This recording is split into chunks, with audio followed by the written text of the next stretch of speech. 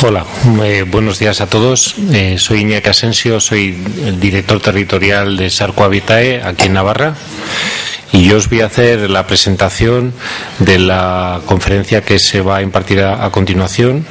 Os presento a la doctora Rocío Sánchez Carrión Abascal, es neuropsicóloga del Instituto Guttmann, licenciada en Psicología, máster de formación profesional en Neuropsicología Clínica, doctora en Neurociencias. Es adjunta al Departamento de Neuropsicología del Instituto Guttmann desde 1998. Su trabajo clínico se centra en la rehabilitación neuropsicológica de pacientes con daño cerebral adquirido y es responsable de la fase de extensión clínica del proyecto de telerehabilitación cognitiva Previrnec. Actualmente su investigación se centra en la rehabilitación cognitiva y participa en diversos proyectos nacionales e internacionales sobre la aplicación de la telerehabilitación en pacientes con afectación cognitiva. Pues a continuación los dejo con la doctora Rocío Sánchez Carrión. Muchas gracias.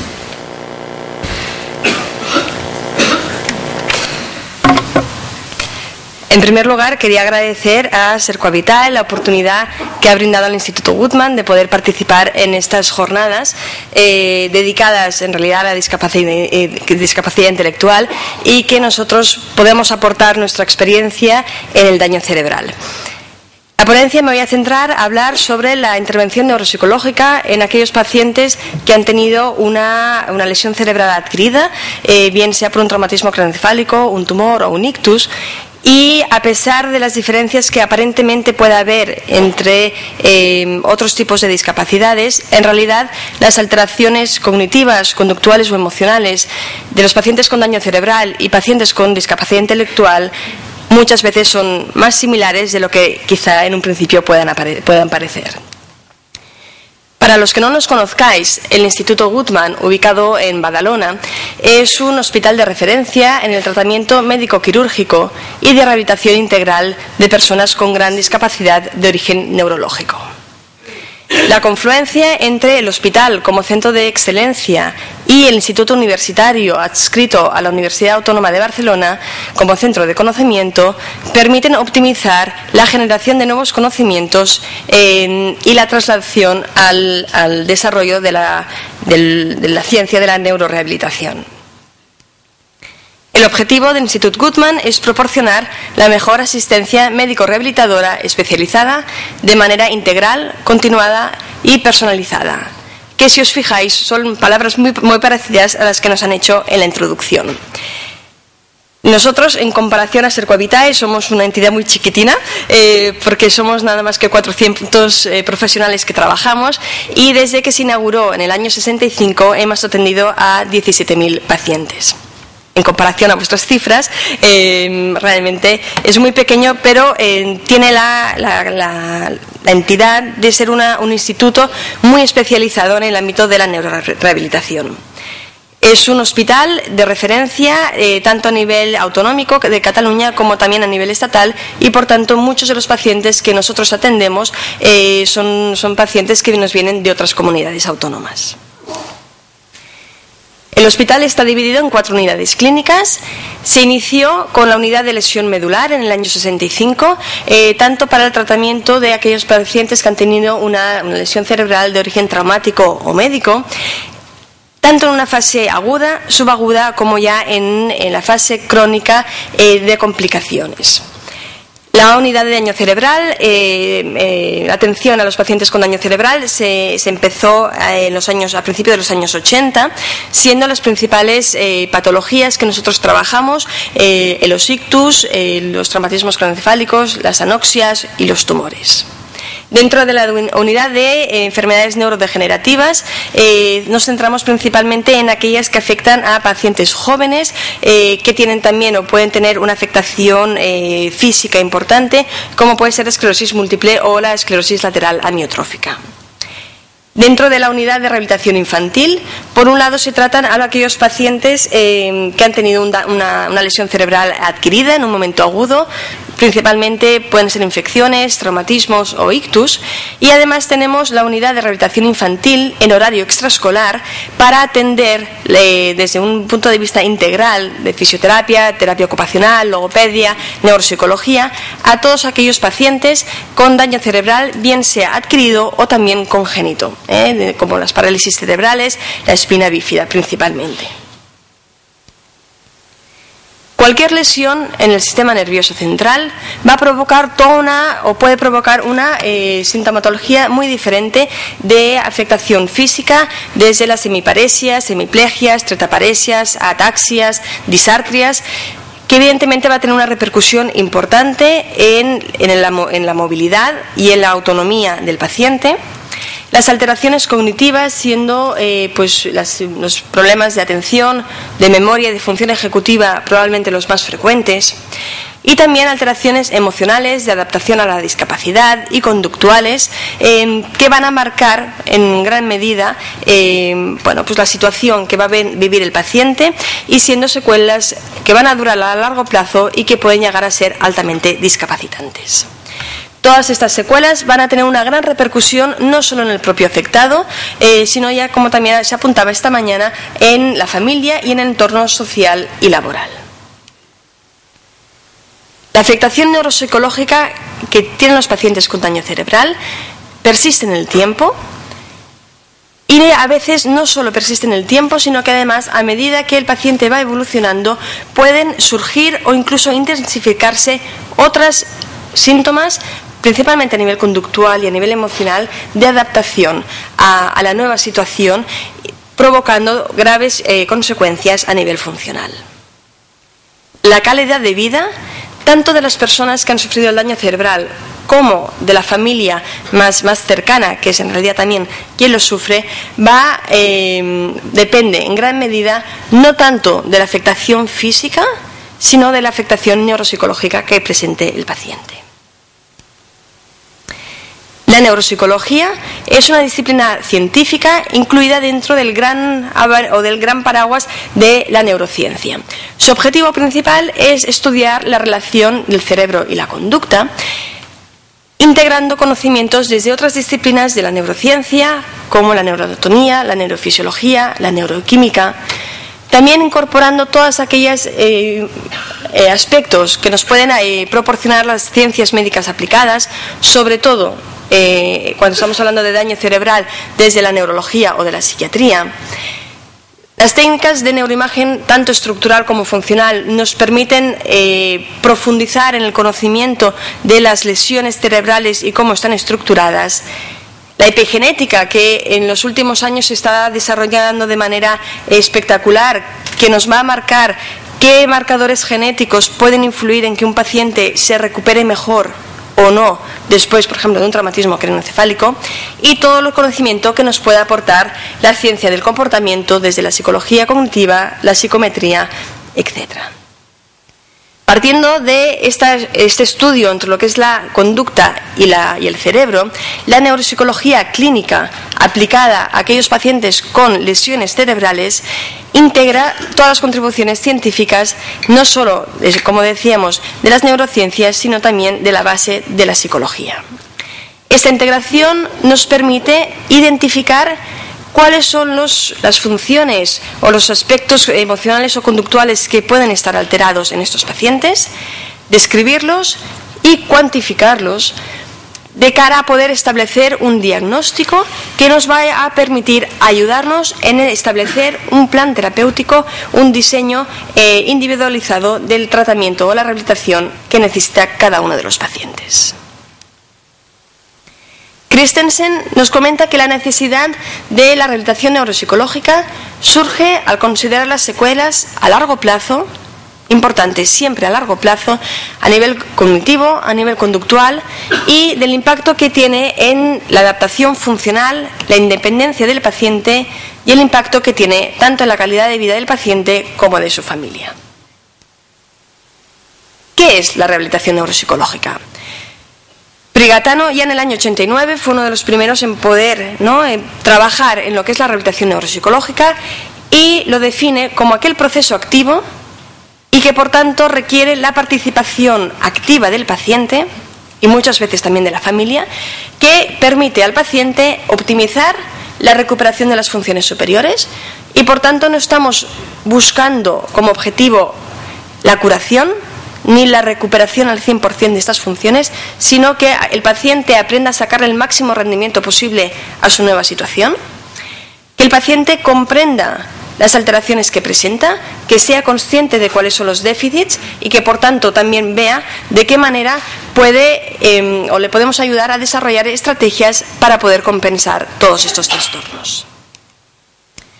Bárbara Wilson, que también ha trabajado o ha dedicado toda su vida profesional a el trabajo con la rehabilitación del daño cerebral, nos considera que la rehabilitación cognitiva en realidad es cualquier estrategia o cualquier técnica de intervención, independientemente de lo que se haga, pero es todo aquello que pueda ayudar al paciente y a sus familias a vivir, y ella remarca siempre el convivir con la afectación neuropsicológica que puede surgir después de una lesión cerebral.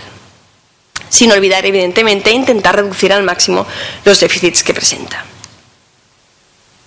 La rehabilitación neuropsicológica la vamos a ofrecer a todos aquellos pacientes que hayan tenido una lesión cerebral, independientemente de cuál sea la etiología.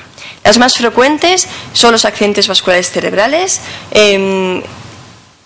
los traumatismos craneoencefálicos, los tumores, las patologías infecciosas, las anoxias cerebrales, que últimamente se están incrementando mucho por paradas cardiorrespiratorias, los pacientes posquirúrgicos, etc. Siempre es importante no solo tener en cuenta cuál es la etiología, sino analizar y determinar cuál es el patrón de afectación que tiene cada uno de los pacientes. Y no solo tener en cuenta las alteraciones cognitivas, ¿no?, que nosotros evaluamos a través de una serie de pruebas normalizadas y estandarizadas, sino también siempre tener en cuenta la globalidad de la persona. La persona que nosotros vamos a tratar, como comentábamos antes, puede tener toda una sintomatología, tanto motora como sensitiva, que va a influir muchísimo, ¿no?, en la autonomía del paciente, que va a influir en la identidad que tenga el del mismo.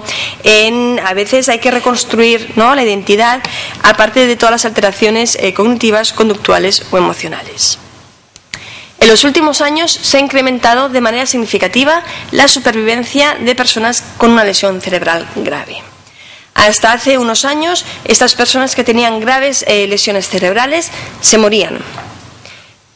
Pero ahora, entre que los servicios de emergencia llegan con más rapidez, con más medios, y también pues las técnicas de neuroimagen estructural, las técnicas neuroquirúrgicas han avanzado, incrementa muchísimo la supervivencia, pero también incrementa el grado de dependencia que van a tener todas estas personas. Es importante, cuando nosotros estamos valorando a un paciente, saber qué repercusión va a tener estos déficits que presenta el paciente en la vida diaria. Si es un paciente que tiene una heminegligencia, va a tener dificultades para vestirse. Si tiene una apraxia, va a tener dificultades para peinarse, para utilizar los cubiertos, para abrir la puerta de la casa. Cuando tenemos una alteración, por ejemplo, de atención sostenida, la persona va a tener dificultades en seguir una película, en seguir una conversación, se va a cansar muy fácilmente. Cuando lo que está alterado es la atención selectiva, la persona va a tener muchísima dificultad para concentrarse, para trabajar o para estar en un entorno donde haya ruido, donde haya movimiento, se van a distraer con muchísima facilidad. Cuando lo que está alterado es la atención dividida, va a tener dificultades para realizar dos tareas de manera simultánea. Y o hace una tarea o hace la otra. Hacer las dos de forma simultánea va a tener mucha complicación, ¿no? Eso implica, por ejemplo, dificultades a la hora de conducir, a la hora de cocinar, de tener dos cosas al mismo tiempo, o a veces simplemente a la hora de coger un recado que dan por el teléfono, ¿no? Y mientras nos están hablando, si tengo que intentar escribir un recado, no puedo hacer las dos cosas de manera simultánea. Son muy frecuentes también las alteraciones en la memoria, tanto en olvidar recuerdos de cosas que ya hemos realizado, como en olvidar cosas que tengo que hacer en un futuro, ¿no? Cuando de manera específica lo que se altera es la memoria semántica, va a tener dificultades para encontrar aquella palabra, ¿no? El tener la palabra en la punta de la lengua, el olvidar cosas que ya se han aprendido previamente. Cuando lo que está alterado es la memoria episódica, vamos a tener dificultades para recordar los acontecimientos que hemos hecho en las últimas horas, los últimos días, en saber dónde hemos dejado las gafas, dónde están las llaves, o qué recado nos han dicho alguna persona. Sobre todo, las dificultades que van a tener también es en recordar acontecimientos futuros, ¿no? ¿Qué es lo que tengo que hacer de aquí a una hora? ¿Qué es lo que cuándo tengo que llamar al médico?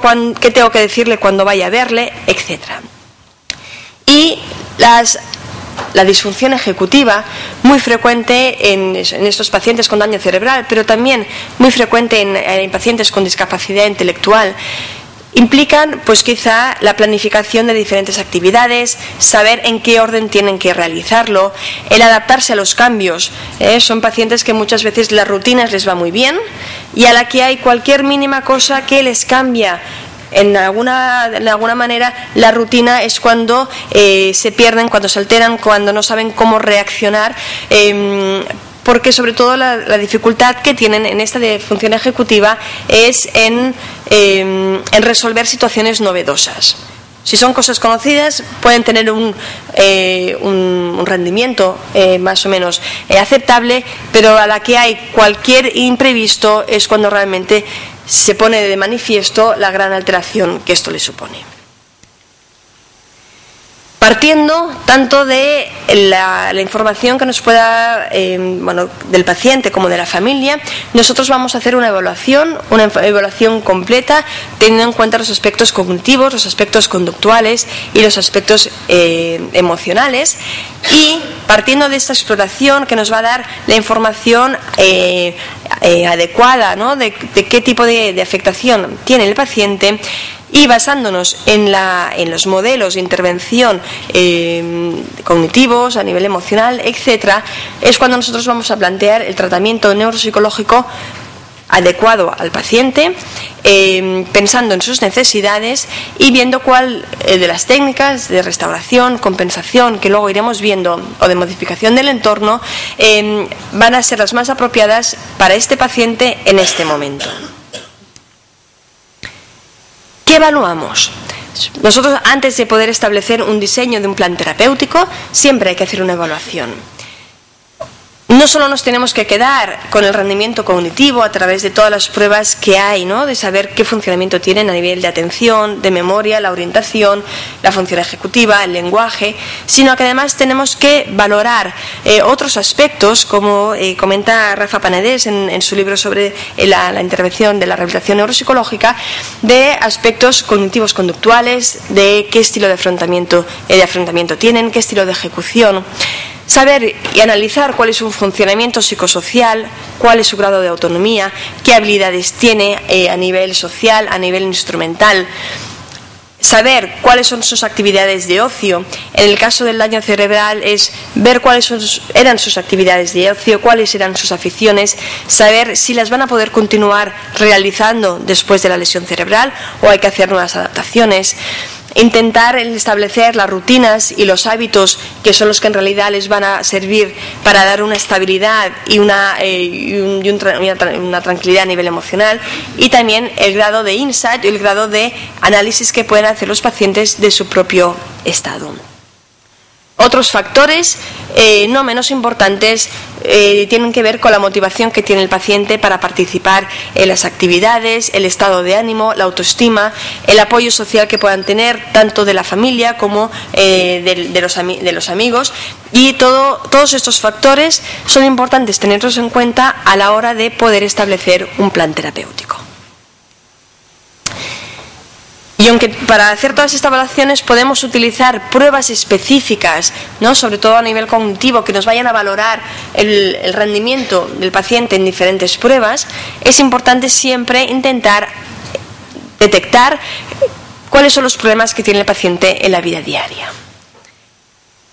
En algunos casos, las alteraciones que podemos detectar en las pruebas neuropsicológicas son fácilmente o son similares a los problemas que tiene el paciente en la vida diaria, pero en otras ocasiones tenemos a pacientes que las pruebas pueden tener un rendimiento relativamente bueno, sin embargo, tener muchísimos problemas en la vida diaria. Hay diferentes escalas o cuestionarios de escalas funcionales que nos van a permitir profundizar un poco más y detectar cuáles son los fallos o los problemas que tienen los pacientes en la vida diaria. A partir de este esquema que nos hemos organizado, ¿no? Teniendo en cuenta la afectación cognitiva y todos los aspectos, pues como decíamos, más de personalidad o más a nivel psicosocial, nosotros nos vamos a marcar unos objetivos de rehabilitación. El primero, evidentemente, es intentar buscar el mejor rendimiento a nivel del funcionamiento de la función cognitiva, establecer estrategias que nos van a permitir compensar, restaurar o sustituir los déficits cognitivos, entender y tratar todos estos problemas y que el paciente los entienda, que la familia los entienda y los asimile, aplicar las técnicas de modificación de conducta, saber cómo todos estos problemas que hemos ido comentando afectan al entorno, afectan a la vida diaria. Siempre dentro del objetivo de la rehabilitación, incorporar a la familia como un elemento clave también dentro del proceso de rehabilitación y en aquellos casos que sea posible intentar aconsejar para la reinserción a nivel profesional. Para ello hay diferentes enfoques que se pueden aplicar. El entrenamiento holístico, el enfoque holístico, en realidad lo que va a intentar es incorporar todos los aspectos, tanto de entrenamiento cognitivo como de potenciar la conciencia de déficit, enseñar y buscar el desarrollo de estrategias compensatorias para que el paciente pueda manejar sus propias dificultades, la incorporación de las técnicas de modificación de conducta, el asesoramiento a nivel vocacional o a nivel ocupacional y la intervención familiar. Brigatano nos describe esos tres tipos de procedimiento que ahora veremos: la restauración de la función, la compensación o la sustitución. Como restauración, se entiende como restauración aquella técnica que nos va a permitir entrenar un déficit, por ejemplo, cuando hay un problema atencional, cuando hay un problema de memoria, hacer ejercicios, repetir los ejercicios y hacer un entrenamiento para intentar mejorar esta función en concreto. Intentar siempre, aparte de hacer el entrenamiento de la función, buscar una generalización a las actividades de la vida diaria. Sin embargo, esta técnica que se ha visto su eficacia a la hora de, por ejemplo, de trabajar la atención, a la hora de trabajar la velocidad de procesamiento de la información, sin embargo no tiene una repercusión en las actividades de la vida diaria o cuando intentamos trabajar lo que son las funciones ejecutivas. El otro procedimiento que se puede utilizar es la compensación conductual. Esta compensación consiste en facilitar el aprendizaje de nuevas estrategias que nos permitan o que permitan al paciente reducir el impacto que tiene la dificultad, las alteraciones en su vida diaria. Por tanto, no es tanto hacer un entrenamiento para mejorar una función en concreto, sino dotarle de aquellas herramientas, de aquellas estrategias para que el paciente pueda intentar de alguna manera compensar los déficits que presenta. Este procedimiento se centra mucho más en las posibilidades o en las capacidades que tiene el paciente, más que en las dificultades o la discapacidad, ¿no? Siempre es importante, cuando nosotros estamos trabajando con personas con una discapacidad intelectual o personas que hayan tenido una lesión cerebral, es no solo focalizar en intentar mejorar aquello que está dañado, sino potenciar aquello que en aquella persona le funciona y que tiene mejor, quizá, son más resolutivos. Esta técnica nos permite una adaptación funcional y que el paciente pueda, de alguna manera u otra, ganar en autonomía. La última técnica, la técnica de la sustitución, el objetivo principal es reducir todos aquellos problemas asociados con los déficits cognitivos. Por ejemplo, sería en aquellas personas con una grave afectación de la memoria, la utilización de ayudas externas, de móvil, la agenda, etcétera, que lo que va a repercutir no es en mejorar el déficit, no es en mejorar o compensarlo de alguna manera, sino simplemente reducir el impacto que este déficit tiene en la vida del paciente. Cuando nosotros hacemos una intervención de rehabilitación, tenemos que tener en cuenta pues, que hay que establecer un sistema jerárquico de rehabilitación. No se puede empezar la casa por el tejado, sino que siempre hay que intentar buscar, como Bradley ya nos describió en el año 93, empezar desde las estructuras más básicas, como pueden ser la alerta, la atención sostenida, poco a poco ir incrementando a nivel perceptual, a nivel de velocidad de procesamiento, la memoria y la función ejecutiva. Siempre empezando desde un nivel más básico a un nivel más complejo. Partiendo de este esquema de organización jerárquica de las tareas, nosotros desde el Instituto Guttmann hemos desarrollado el programa de telerehabilitación, el Guttmann Neuropersonal Trainer, que consiste es una plataforma de telerehabilitación que nos permite trabajar los aspectos de las funciones, principalmente atención, memoria y función ejecutiva, para poder, por un lado, aquí vemos algunos ejemplos de algunas de las tareas dentro de la atención sostenida, la atención selectiva o la atención dividida. Se hace a través del ordenador, y esto es un elemento pues, motivador para los pacientes, incluso para aquellas personas que nunca habían trabajado antes con ordenador.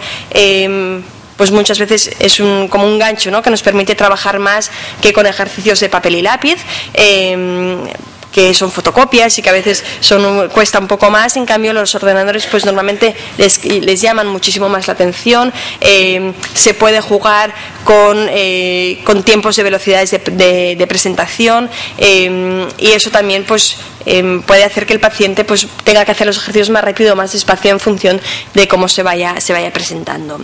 Aquí tenemos algunos ejercicios de memoria que está organizado, por un lado, para trabajar lo que es la memoria de trabajo, la memoria verbal y la memoria visual, teniendo en cuenta tanto aspectos del trabajo del reconocimiento como del recuerdo libre. O ejemplos de la rehabilitación de la función ejecutiva, donde se van a trabajar las diferentes subfunciones, como puede ser la planificación, la secuenciación, la inhibición, la categorización, etc. En realidad, esos ejercicios son válidos como cualquier otro, siempre y cuando nos sirvan como base para ayudar al paciente a desarrollar unas estrategias. Nos sirve de nada colocar al paciente delante del ordenador y decir, ¡hala, aquí te apañas!, ¿no? Y si lo haces bien, bien, y si lo haces mal, pues también, ¿no? Sino que es importante siempre que haya una persona al lado del paciente que le pueda ayudar a decir, bueno, ¿y si pruebas de hacer utilizando esta técnica? ¿Y si pruebas de utilizar esta estrategia? A ver si te va mejor, o a ver si te va peor, o cuál te resulta más fácil, ¿no? Teniendo en cuenta un poco la diversidad individual de cada uno de nosotros. Como os decía, es importante el aprendizaje de las estrategias. Si solo se hace un entrenamiento cognitivo, el resultado es pobre. Si solo se hace un entrenamiento o se les enseña posibles estrategias, pero no se ve en qué momento los pacientes pueden aplicarlo, también a veces, bueno, pues el resultado de la intervención puede ser más limitado. Sí, se intenta hacer una combinación de las dos, ¿no? De intentar enseñar una serie de estrategias, pero también facilitar en un momento concreto que el paciente pueda entrenarse, pueda practicar, pueda ver si le resulta efectivo, si no le resulta efectivo, si le es muy complicado, y a través de una serie de ejercicios, pues promover también lo que es la compensación y lo que es la recuperación de las funciones. Aunque a la hora de hacer la rehabilitación siempre uno intenta trabajar las diferentes funciones por separado, es importante siempre tener en cuenta la gran interferencia o la gran que hay entre las diferentes funciones, ¿no? Tanto la atención como la memoria, como las funciones ejecutivas, que son los pilares de las funciones alteradas después de un daño cerebral, hay que pensar que realmente hay una interconexión entre todas estas funciones y que, por tanto, aunque quizás solo tengamos afectado por decir alguna cosa, la memoria, esta va a repercutir también en procesos atencionales, procesos de función ejecutiva, ¿no? Aunque en realidad esas funciones estén relativamente preservadas, pero esta interacción va a afectar, ¿no? Es importante, por tanto, siempre a la hora de hacer una rehabilitación neuropsicológica, buscar la globalidad de la persona, tener en cuenta la globalidad de las funciones que están alteradas, las funciones que están preservadas y teniendo en cuenta pues, las posibles afectaciones, como antes comentábamos, a nivel motor o a nivel sensitivo. En este esquema de Ben Yishai es bastante similar, si nos paramos a fijarnos en el anterior que os había presentado de Barley, donde se intenta trabajar de entrada por aspectos más básicos. En este caso, él habla de trabajar, ¿no?, los problemas del control, la iniciativa, pero luego, si os fijáis, estamos hablando de mejorar la atención, procesamiento de la información, memoria y aprendizaje y funcionamiento ejecutivo. En realidad es lo mismo que lo que habíamos comentado anteriormente. Sin embargo, este diagrama va más lejos porque además de trabajar todo lo que son los aspectos cognitivos en sí, hay que trabajar para que el paciente que ha sufrido un daño cerebral acepte las limitaciones que tiene y haga todo un proceso de adaptación y, en último lugar, reconstruir la identidad, ¿no? Tenemos que tener en cuenta que son pacientes que hasta un momento determinado han tenido un funcionamiento bien, correcto, adecuado, son personas que han estado trabajando, son personas que, y por cualquier circunstancia, hay una ruptura que marca un antes y un después, ¿no? Y por tanto es muy complicado hacer todo este proceso de la reconstrucción de la identidad, ¿no? Implica una participación activa por parte del paciente, pero también lo que es la toma de conciencia y el entender qué dificultades tienen y qué es lo que pueden hacer para intentar remediarlas. Además de todas estas alteraciones cognitivas que hemos ido comentando, son frecuentes las alteraciones tanto a nivel conductual como a nivel emocional. Evidentemente hay una gran variabilidad en los pacientes. Algunos pueden tener una gran afectación a nivel conductual, en cambio otros no tener ningún tipo de afectación, ¿no? Desde la agresividad física o verbal, la irritabilidad, la baja tolerancia a la frustración, la impulsividad o alteraciones a nivel emocional como ansiedad y depresión, a veces causadas o generadas por el proceso, ¿no?, de adaptación a la discapacidad, pero muchas veces también causadas por la propia lesión cerebral, que implica pues una labilidad emocional, que tan pronto ríen como tan pronto lloran, con una indiferencia afectiva, que las cosas como que no les afectan, que todo les da igual, una falta de empatía y todas estas alteraciones que además pueden repercutir en que si el paciente no se pone en el lugar del otro, pues tampoco quizás se pare a pensar qué consecuencias va a tener su conducta y por tanto puede también incrementar las alteraciones conductuales. Estas alteraciones conductuales después de la lesión cerebral en realidad es el resultado de una compleja interacción de diferentes factores. Por un lado tenemos la base orgánica, la base de la propia lesión cerebral, que hay estructuras cerebrales, como sobre todo a nivel frontal, que van a tener una mayor predisposición a tener, pues a provocar, ¿no?, alteraciones a nivel conductual. Hemos de tener en cuenta la personalidad previa del paciente. Hay personas que ya de entrada tienen una tendencia a ser pues más irritables, más agresivas, y el bagaje personal lógicamente también va a influir. Las alteraciones cognitivas que dificultan quizá que el paciente tenga herramientas para poder solventar una determinada situación, y cuando se encuentra en un momento que no sabe cómo reaccionar porque no tiene las herramientas cognitivas para poder buscar alternativas, para poder pensar en qué es lo que resultaría mejor hacer en este momento, al no tener estas herramientas cognitivas, pues quizá responden de manera violenta, con agresividad, por el propio déficit cognitivo, ¿no? Y también, evidentemente, los contextos influyen. Hay veces que un paciente que puede tener una gran afectación conductual, depende del entorno donde esté, a veces mejoran, porque familias que pueden ayudar mucho a tranquilizar al paciente, y hay otras familias o otras personas que lo que hacen es pues alterarlo más, ¿no? Son frecuentes, después de una lesión cerebral, un gran abanico de conductas desadaptativas, bien por exceso, por problemas de conductas, pues eso, la agresividad, la impulsividad, la verborrea. Puede ser que el problema sea una alteración por defecto, por una falta de un déficit de autocontrol, un déficit de habilidades sociales, una apatía, una falta de iniciativa, una baja motivación, o bien por una adecuación al entorno. Es decir, que quizás son conductas que pueden estar bien en algunas situaciones, pero que en otras no. Y los pacientes pueden tener dificultades para discernir en qué situaciones pueden actuar de una manera o en qué situaciones pueden actuar de otra. Cuando tenemos a un paciente con problemas conductuales, muchas veces pues es uno de los grandes hándicaps y lo que limita más la reinserción social y laboral del paciente, ¿no? Se puede intentar, hay diferentes tipos de modalidades de intervención, la psicoterapia o la psicología, la terapia cognitiva, requieren un elevado grado de cognición, de abstracción, de insight, de que el paciente vea en qué momentos actúa de forma correcta, en qué momentos no lo hace. Y quizá en pacientes con una lesión cerebral grave, con problemas a nivel cognitivo que no le permiten este nivel de abstracción o que no tienen esta conciencia de déficit, va a ser muy difícil utilizar este tipo de intervención. Por tanto, va a ser muy limitada. En cambio, las técnicas de modificación de conducta van a ser de mucha más utilidad en este tipo de pacientes. Evidentemente, hay aspectos que se tienen que tratar a nivel farmacológico y también resulta de gran utilidad el entrenamiento en las habilidades sociales.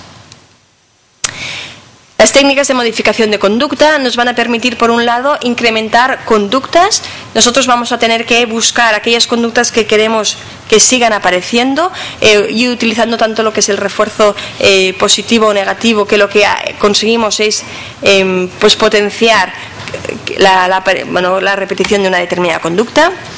Nos pueden servir para instaurar conductas nuevas, que van a ayudar al paciente pues, a desenvolverse mejor en la autonomía y en la vida diaria. Hay técnicas como el refuerzo intermitente o la economía de fichas que nos van a permitir, una vez la conducta ya está instaurada, mantenerla a largo plazo, porque a veces esta es la dificultad que hay, ¿no? Que se consigue, se trabaja por intentar pues, incorporar una rutina, pero a cabo de un tiempo esa rutina deja de ser efectiva y tienen dificultades a la hora de poder realizarlo, con lo cual es importante ir haciendo un refuerzo de manera intermitente y reducir las conductas, aquellas conductas disruptivas, aquellas conductas que vamos a tener dificultad, pues utilizar algunas otras técnicas como la extensión o el tiempo fuera. La psicología conductual se basa en la premisa de que las consecuencias de una conducta potencian o disminuyen la probabilidad de aparición de una determinada conducta. Siempre partimos de una situación, un antecedente, pero sobre todo es la consecuencia lo que va a determinar que la conducta se repita o no.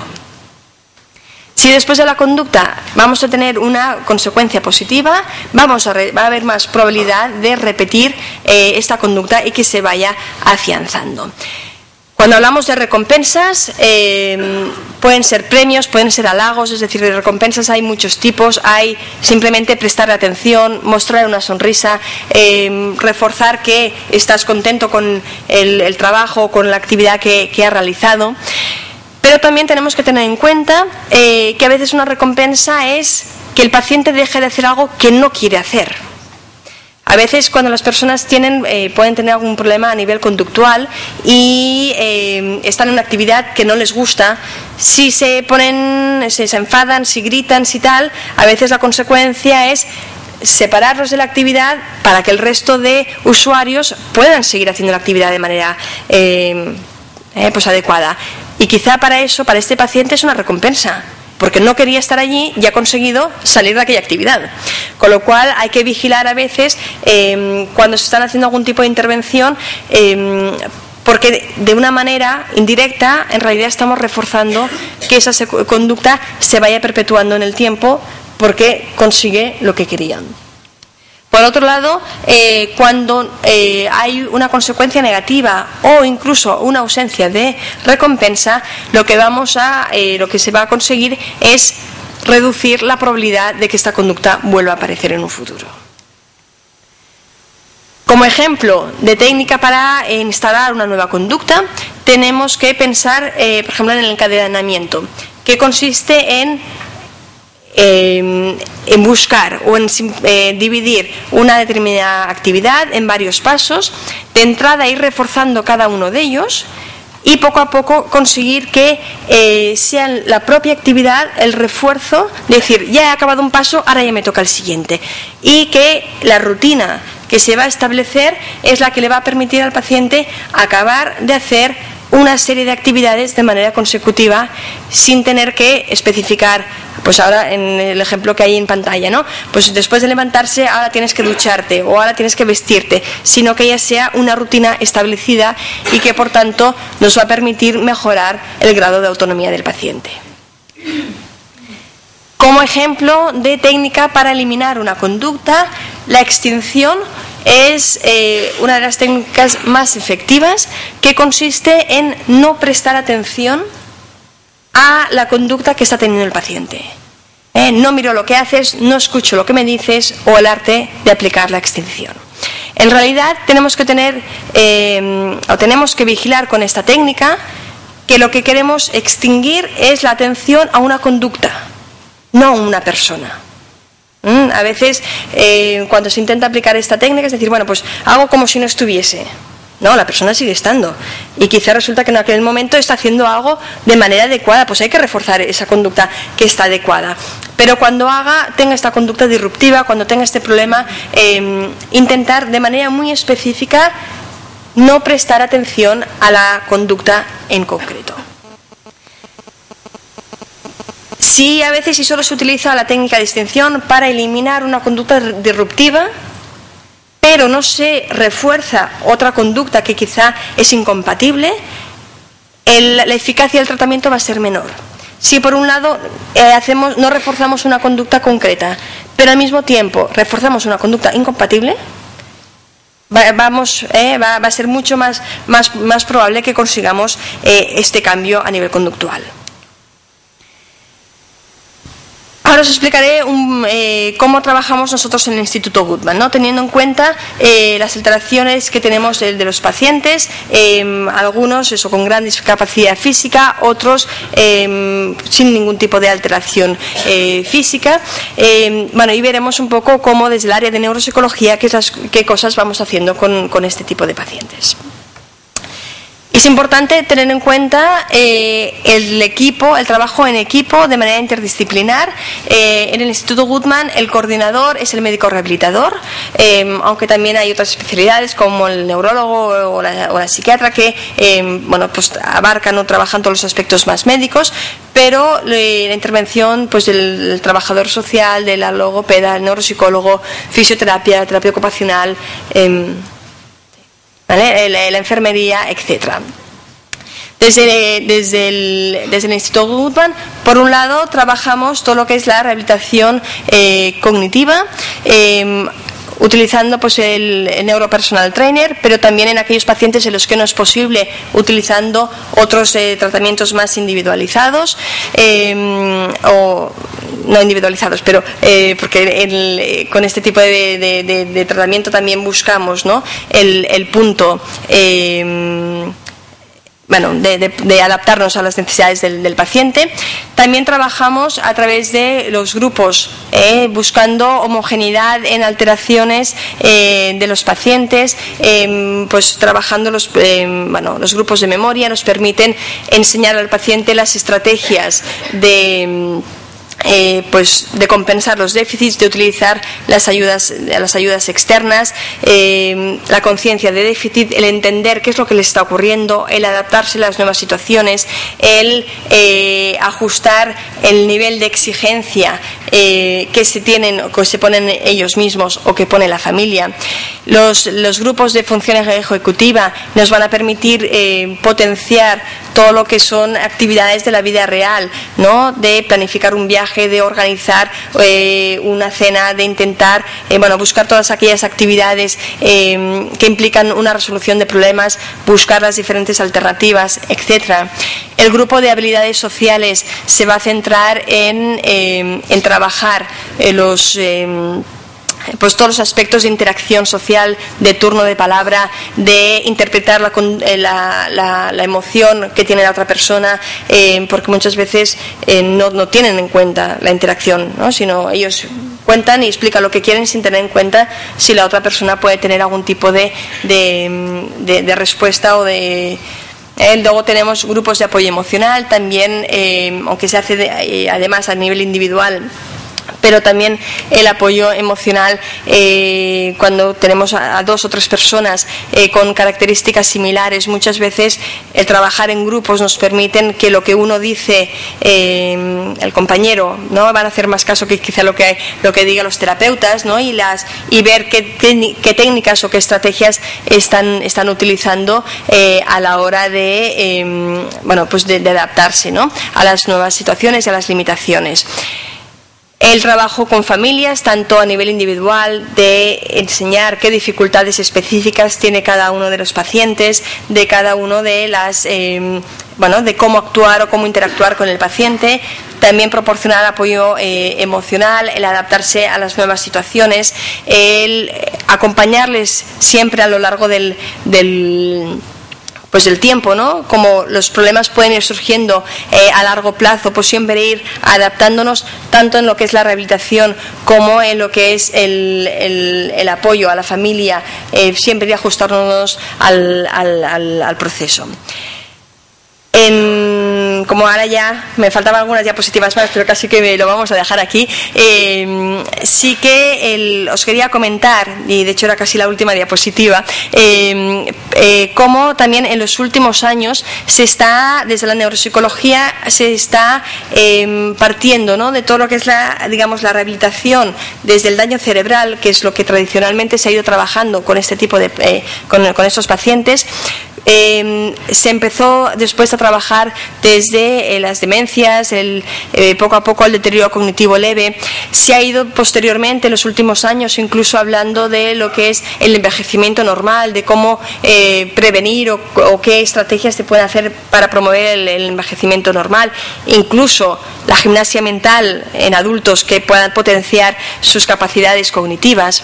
Pero desde este inicio de las enfermedades neurodegenerativas, que son quizá las que han tenido también mucho peso en la neuropsicología, en los últimos años ha habido un boom dedicado a todo lo que es el neurodesarrollo, desde personas que tengan alguna lesión cerebral de forma congénita o a nivel perinatal, o pacientes con daño cerebral adquirido, pero también en aquellos trastornos del desarrollo como los trastornos de aprendizaje verbal y no verbal, el trastorno de adquisición del lenguaje, el trastorno de déficit de atención.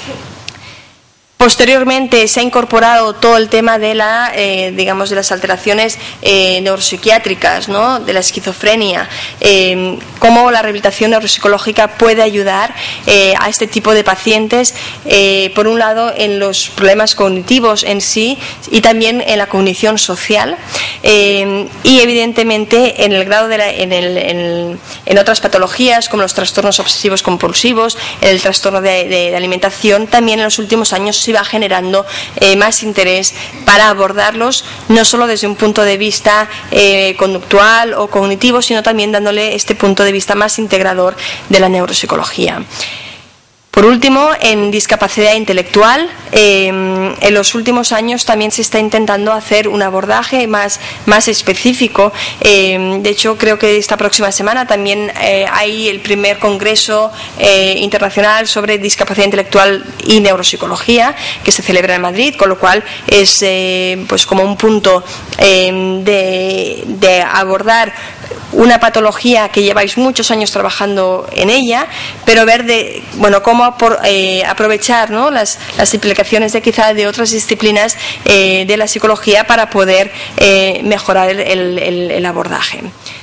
Y con esto yo creo que, aunque haya muchos como comentaba al inicio, ¿no?, aspectos del daño cerebral que pueden diferir de la discapacidad intelectual, como habéis visto en la charla, muchos de los aspectos en realidad son comunes. Quizá cambia matices, pero en global yo creo que un gran reto, como en un artículo publicado esta última semana por Verdejo y por Javier Tirapu de aquí de Pamplona, comentaba como un nuevo reto dentro de la neuropsicología todo el abordaje de la discapacidad intelectual. Muchas gracias.